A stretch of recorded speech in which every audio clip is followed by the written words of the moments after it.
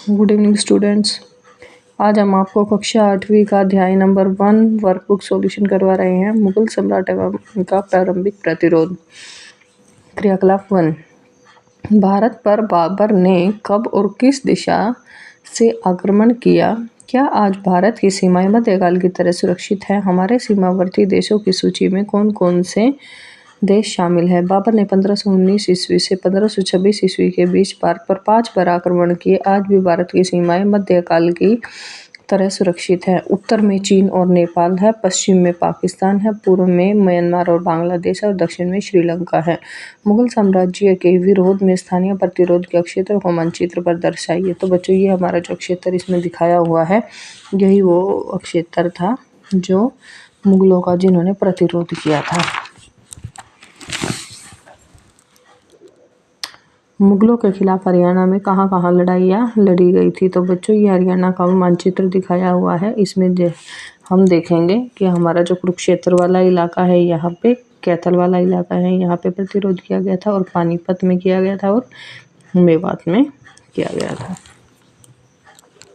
क्रियाकलाप 2। नीचे कुछ महान विभूतियों के चित्र दिए हुए हैं, इनके बारे में अपने अनुसार 3-3 पंक्तियां लिखेंगे। तो बच्चों, ये फर्स्ट चित्र हमारा दिया है राणा सांगा का। राणा सांगा ने मेवाड़ में 1509 से 1528 तक शासन किया। राणा सांगा ने मुगलों के विरोध में सभी राजपूतों को एक किया। नेक्स्ट है हमारा मोहन सिंह मंडार। मोहन सिंह मंडार का जन्म हरियाणा के कैथल जिले में हुआ था। बाबर ने इन्हें इस्लाम कबूल न करने पर सजाए मौत दी थी। जो नेक्स्ट पिक्चर हमारी दिखाई दे रही है, वो है हसन खां मेवाती की। ये पक्के देशभक्त थे और बाबर के साथ खानवा के युद्ध में लड़ते हुए सीने में तोप का गोला लगने के कारण वीरगति को प्राप्त हो गए थे। नेक्स्ट तस्वीर हमें हेमचंद्र विक्रमादित्य की दिखाई हुई है।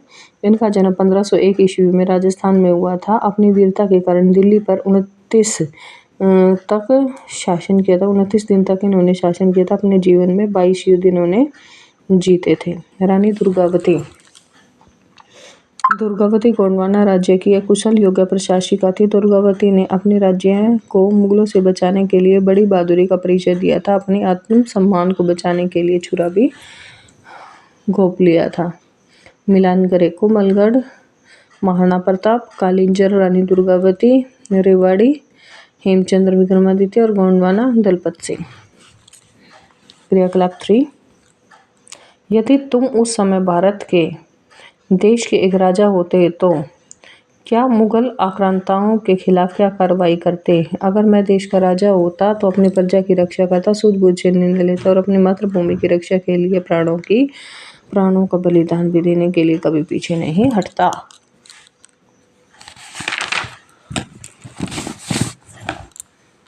नेक्स्ट क्वेश्चन है हमारा, कल्पना करो कि यदि पानीपत की दूसरी लड़ाई में हेमू की आंख में तीर न लगता तो युद्ध के क्या परिणाम होते? हेमू की आंख में तीर न लगता तो दिल्ली पर मुगलों का कब्जा कभी नहीं होता।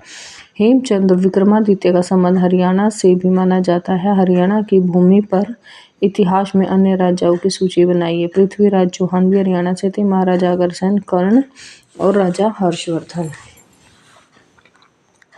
महाराणा प्रताप के जीवन से देशभक्ति की क्या प्रेरणा मिलती है? राष्ट्र प्रेम, नारी सम्मान, स्वाधीनता के लिए संघर्ष आदि कार्य महाराणा प्रताप की महानता का सुंदर प्रमाण है।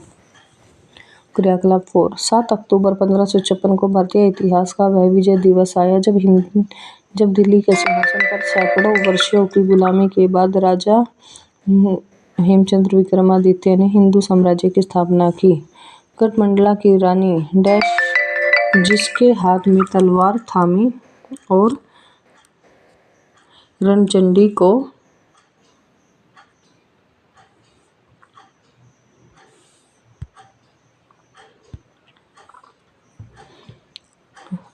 का रूप धारण कर धर्म, संस्कृति एवं सम्मान की रक्षा के लिए मुगलों से युद्ध किए। रानी दुर्गावती ने खानवा के युद्ध में राणा सांगा का साथ हसन खां मेवाती ने दिया था। हेमू ने दिल्ली पर कुल 29 दिनों तक शासन किया था। महाराणा प्रताप का जन्म 9 मई 1540 को राजस्थान में महाराणा उदय सिंह के यहाँ हुआ था। हल्दी घाटी का युद्ध 18 जून 1576 ईस्वी में हुआ था। अकबर का प्रतिरोध राणा प्रताप ने किया था। भारत में मुगल वंश का संस्थापक बाबर था। शेरशाह सूरी के प्रयासों से मुगल 15 वर्ष तक हिंदुस्तान के मानचित्र से गायब रहे थे। इस्लाम स्वीकार न करने पर बाबर ने मोहन सिंह मंडार को सजाए मौत का फरमान सुनाया था। खाली स्थान भरें। हुमायूं की मृत्यु सन 1556 ईस्वी में सीढ़ियों से लुढ़क कर हो गई थी। हुमायूं ने अपने जीवन में कुल 22 युद्ध जीते थे। पानीपत की दूसरी लड़ाई सन 1556 ईस्वी को हुई थी। महाराणा प्रताप सिसोदिया वंश से संबंध रखते थे। कालिंजर का किला उत्तर प्रदेश के बांदा जिले में स्थित है।